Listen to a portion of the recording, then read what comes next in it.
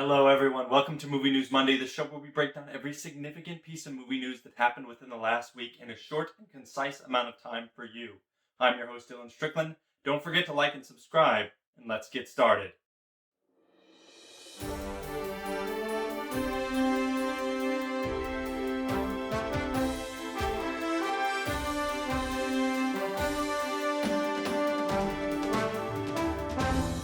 I'd like to start tonight's show by apologizing. I'm very sorry. It seems I missed some significant movie news from the previous week. I'm going to go over it really quick and just make sure I get it from Friday and Saturday of last week. Starting off, the Snake Eyes G.I. Joe origin movie moved its release date from October 23rd to July 23rd. This movie has seemingly been done for a while, so they're able to just fluctuate with when it wants to come out. I think this is good news because that July month was seeming a little lax, and I'm looking forward to seeing Snake Eyes when it comes out. Next up, Chloe Zhao, the upcoming director for Marvel Studios' Eternals, won the top DGA award at the DGA Awards last week on Saturday. This is crazy news. She's the second woman to ever win this award and the first woman of color to ever win this award. This is incredible news, and I'm not typically going to be talking about award season unless it's specifically the Oscars. I'll talk about top fives when the Oscars comes around, but I thought that this was significant enough to mention, and I'm upset that I didn't mention it last week. Next up, several movies have moved their release date. Top Gun Maverick has moved to November 19th of this year, which actually takes Mission Impossible 7's previous release date. Mission Impossible 7 has now moved to May 27th, 2022, with its follow-up Mission Impossible 8 coming out now on July 7th, 2023. Also moving, The Forever Purge, the next Blumhouse movie, has moved up a week to July 2nd from July 9th. And Peter Rabbit 2, The Runaway, will now come out 2 weeks later on July 18th. This is coming to you from Deadline, and this is everything that I missed from last week. Those are all significant, and once again, I apologize for looking over that last week. Now let's get into the news from this week. Will Smith has named that his new movie, Emancipation, about a fugitive from slavery named Peter, who he himself will play, is going to be moving its production out of Georgia. With the new voter suppression bill, they do not feel that this is a comparable environment for them to be shooting this type of movie, and there's no really schedule on where they're going to be filming next, but Will Smith thinks it's very important to not shoot in a place that he feels is oppressing his people while he makes a movie about his people being oppressed. I completely respect it and understand where he's coming from. This particular voting law might have other effects on the industry as well, but we keep a close eye on that. I know Mark Hamill has spoken up about how he's no longer doing productions there, and there's few other actors who have also come out and spoken up about how they don't feel this is an environment where they want to be shooting films anymore. More on that story, I'm sure, in the coming weeks. This next story is pretty interesting. A Gundam live-action movie based on the Japanese cartoon will be coming to Netflix. It'll be co-produced by Legendary, the studio that is currently working with Warner Brothers on Godzilla vs. Kong and Dune. And Jordan Vogt Roberts, the director who directed Kong Skull Island, will be coming to helm the project himself. It's going to be written by Brian K. Vaughan, the popular comics writer, and it's going to be interesting. A new series at Netflix. Netflix is kind of at the top of their game with their Netflix series, so I'll keep an eye on it. But I'm not really familiar with the character and where it kind of comes from. So maybe I'll check it out, maybe I won't. I'll see once the first trailer drops if I have any interest.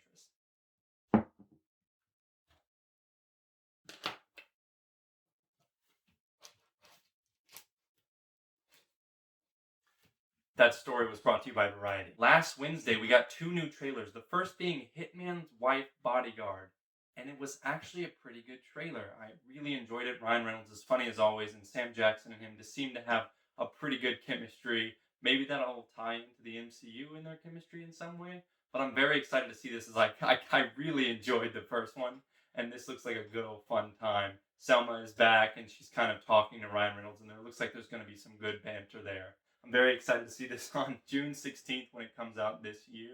And if you'd like to check out the trailer, it's down below. Zack Snyder's new movie, Army of the Dead, released its second trailer. This movie is starring Dave Bautista. And this trailer was actually pretty good. It's going to come out exclusively on Netflix, it seems. It's going to be dropping May 21st. Zack Snyder seems to be obsessed with dropping these movies on streaming services rather than in the theater. But the trailer, I thought, was actually pretty fun. I'm kind of excited to see this. It's his, next outing since Justice League, and the trailer did enough work for me to go and see it. I don't know if it was fantastic, but there were certainly some things there that I enjoyed, so I will be checking it out on May 21st when it drops. If you'd like to check out any of these trailers for yourself, they're linked in the description down below. This next news is kind of sad. The prominent LA theater ArcLight and Cinerama Dome have closed permanently. This is really devastating, honestly. I've always wanted to see a movie there on the big screen, and the Cinerama Dome homed over 300 screens. It's an LA staple. Thousands of stars and actors and actresses really loved going to see his movie there, particularly Quentin Tarantino. It was one of his favorite theaters. I always wanted to see a movie there, but now, unless there's some sort of bailout, it doesn't seem like I'll get the chance. Thursday, the first reviews from Mortal Kombat dropped, and they actually look not half bad. It's currently sitting at a 64% on Rotten Tomatoes, a 7 out of 10 on IMDb, and a 6 out of 10 from IGN. These aren't terrible, honestly. I was expecting lower because it's a first-time director and first-time writer, but now that they've got like 61, 64, kind of in that ballpark, I'm very excited to see it because these movies aren't made for like high-class cinema, but if they give me some good action and a compelling enough story, I think a lot of people will really enjoy the movie. We'll be doing a Let's Talk About show on this, and I can't wait to just discuss everything that happens and goes on in the movie. Thursday, it was announced that the writers of the original Predator from 1980 are going to try and sue Disney. They are seeking to exploit the copyright law termination provision, which basically states that after 35 years of them giving their property to someone else, they can take it back. Whether or not they win this lawsuit is up in the air, and Disney also filed a lawsuit against them. So we will see what happens. This could mean like several different things for 1980s properties, going all the way back to Predator, maybe Alien. Like, if they win this case, we don't know what else is going to happen. Maybe there's going to be rights just thrown around everywhere from writers here and there. We'll keep an eye on that story, though, as I'm sure it'll develop more further on. Also dropping on Thursday, HBO Max has announced that Gabriel Luna, the St. Ed's alum, will be playing Tommy in The Last of Us series. I really liked this casting choice. I thought he was really good in Terminator Dark Fate, and I also liked his performance as Ghost Rider in Agents of S.H.I.E.L.D. And I think this is a perfect cast for someone to like basically combat Pedro Pascal and star along the little girl from Game of Thrones. I'm pretty excited for this show, and the people that they're picking, it's just a good cast so far from what they've announced. Also coming out on Thursday, a new Fast and Furious 9 trailer dropped, and oh my god, it's absolutely ridiculous. This universe that they've created with the Fast and Furious movies has absolutely no sense of realism, and it's so funny. I cannot wait to see this movie on June 25th when it drops this year. And yes, we're going to be doing another Let's Talk About show on it. I cannot wait to see this. I'm so excited. It looks absolutely bonkers. Last Friday, it was announced that Kristen Wiig and Annie Mumolo, who previously starred in Bridesmaids, are going to be writing a series for Disney Plus based on Anastasia and Drizella. This will be a musical comedy. And honestly, it caught me quite off guard. I wasn't really expecting any news like this. This is a little bit, I mean, it's not completely out of Kristen Wiig's ballpark, but it's not something that I think we've really seen from her yet. And I'm excited to see what they do with it. And now, with all that news out of the way, let's get into Super News.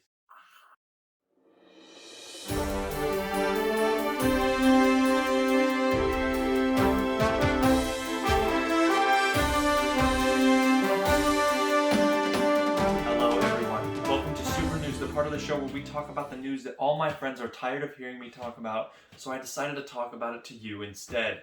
The superhero news, the Star Wars news. Let's get into it. So, like I said at the beginning of this video, there's several news that I missed from last week. One of those being that a new Star Trek movie has been announced. The film will come out on July 9th, 2023. Apparently Quentin Tarantino is not connected. Bummer, but also I don't really feel like Tarantino's stick fits with a Star Trek movie, so I'm just excited to see this. This story was brought to you by Cinnamon Blend, and I really like the Star Trek movies, minus the, Star Trek Beyond. So I'm excited to see what they do next. Hopefully it is the Chris Pine and Zoe Saldana version, because I don't know, I don't really want to jump into another movie. I mean, unless they got a good idea, but we'll see. I can't do this. These pens are going everywhere. What do I do about these pens? The news on Shazam 2 keeps developing as Lucy Liu has been cast as another villain. She's going to be playing Helen Mirren's Hespera's sister, who is named Calypso. They're going to be sisters and both seemingly going to be the villains of the movie. I cannot wait for this movie to come out once it does on June 2nd, 2023.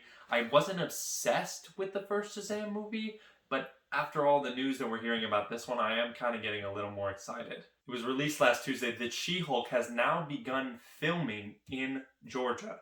This is crazy news. It now means that Marvel has 3 productions in progress right now. They're working on 3 separate projects, all shooting. Kevin Feige must seriously have his hands full. Kat Covey and Anna Valli are directing. I hope I pronounced that name right. If I didn't, I'm sorry. But I cannot wait to see this series. As I said last week, Tim Roth is coming back as Abomination. That's literally all I wanted. I knew he was around still. I'm just glad to see him coming back as hopefully the villain. In an interview with BBC One, Wyatt Russell seemingly teased that Chris Evans might appear in the final episode of Falcon and Winter Soldier. Here is his exact quote. He says, "Wait until the end of this series and then everybody will be like, oh wow." Interesting. If Chris Evans is in the last episode, I'm literally going to jump up and down. I just hope they don't undercut his basically sacrifice in Endgame. Not sacrifice, his choice in Endgame. But I do think it would be really, really nice to see him there. Although this kind of just seems like Wyatt Russell was a little feather. So we don't really know if Chris Evans is actually going to appear. But it is interesting that he said something about it. On Thursday, Deadline broke that Mads Mikkelsen is going to be joining the cast of Indiana Jones 5 in an unknown role. More movement on Indiana Jones 5. This is honestly the best news we can get. Last week and this week, the cast is just stacking up, which means that shooting is probably going to happen in a couple months, and I couldn't be more excited because I really wanted to see this film, but I never thought it would actually happen, and now it seems like it might. Aquaman 2 has cast Palu Asiek. I hope I'm pronouncing that name right. If I'm not, I'm sorry. He was the guy who played Euron Greyjoy in Game of Thrones. I thought he was awesome in that show, so I really can't wait to see what he's going to do in Aquaman 2. I'm kind of hoping it's a villain more than a hero, but he says he's going to co-star alongside Jason Momoa. Maybe a little bit of a reunion there, but I can't wait to see Aquaman in December of 2022, I believe, is when he comes out. So I'm pretty excited. I think this is good news. The Hollywood Reporter broke that The Lord of the Rings Season 1 on Amazon is going to cost upwards of $465 million. That's insane. That makes it the most expensive TV show ever produced. I have no idea how they're going to make return on investment in this. Lord of the Rings is a popular IP, but is it really that popular? Can you justify that amount of spending and not make movie amounts of money? I don't know. I'm very excited to see the show, of course, because I'm a huge Lord of the Rings fan. But I just don't know if it's going to get more than one season if they keep spending like this. And finally, our last story for tonight. In an interview with Variety, Alfred Molina seemingly confirmed that his character of Doc Ock that is going to be in Spider-Man No Way Home is this Doc Ock from Spider-Man 2 starring Tobey Maguire. This isn't quoted directly, but he said that we will see what happens to his character after he falls into the river at the end of Spider-Man 2. Wow. So that means that if Alfred Molina's is Doc Ock from Spider-Man 2, then Jamie Foxx's Electro is Jamie Foxx from Amazing Spider-Man 2. This further pushes my belief that the other Spider-Men are going to be in the movie. How can you have them, the bad guys, and not have Tobey and Andrew? Maybe they're in Doctor Strange instead of this movie, but I just don't really see a possibility where you bring in the villains only and not bring in the mainstays. I mean, maybe they'll cook up something that we haven't expected or haven't seen before, but this is crazy news. I thought Molina was just going to be in it as Doc Ock, and he would just look similar, and they were going to be like, it's the multiverse. There's several characters who look the same but are different people. But honestly, I'm just shook that he confirmed it like that. He has to be in some sort of trouble, right? Maybe. We'll see. I can't wait to see Spider-Man No Way Home when it comes out on December 17th this year. I'm really excited now that all this news is circulating around it. And that is going to do it for Movie News Monday. If you enjoyed this, please leave a like and subscribe. It really, really helps me out. I've currently got my weekly series going on Falcon and Winter Soldier, and I'm going to be doing a weekly series on The Bad Batch once that Star Wars show comes out too. If you'd like to see our Let's Talk About shows, which will come out on Mortal Kombat and also the Falcon and Winter Soldier at the end of this week, in the middle of next week, so on, the link is in the description down below. Thank you guys so much for watching. I've been your host, Dylan Strickland, and we'll be back next week for some more movie news.